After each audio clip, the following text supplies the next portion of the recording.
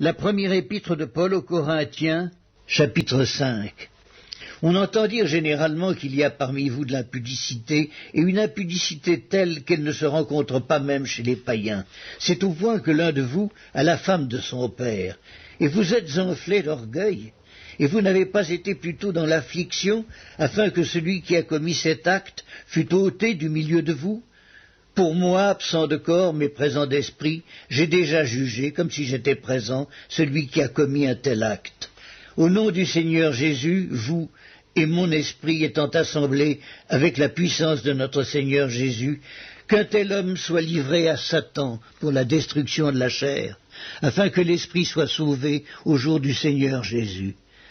C'est bien à tort que vous vous glorifiez. Ne savez-vous pas qu'un peu de levain fait lever toute la pâte ? Faites disparaître le vieux levain, afin que vous soyez une pâte nouvelle, puisque vous êtes sans levain, car Christ, notre Pâque, a été immolé.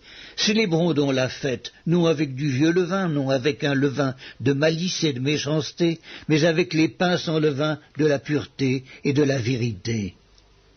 Je vous ai écrit dans ma lettre de ne pas avoir des relations avec les impudiques, non pas d'une manière absolue avec les impudiques de ce monde, ou avec les cupides et les ravisseurs, ou avec les idolâtres, autrement il vous faudrait sortir du monde. Maintenant, ce que je vous ai écrit, c'est de ne pas avoir des relations avec quelqu'un qui, se nommant frère, est impudique ou cupide, ou idolâtre, ou outrageux, ou ivrogne, ou ravisseur, de ne pas même manger avec un tel homme. Qu'ai-je en effet à juger ceux du dehors? N'est-ce pas ceux du dedans que vous avez à juger? Pour ceux du dehors, Dieu les juge. Ôtez le méchant du milieu de vous.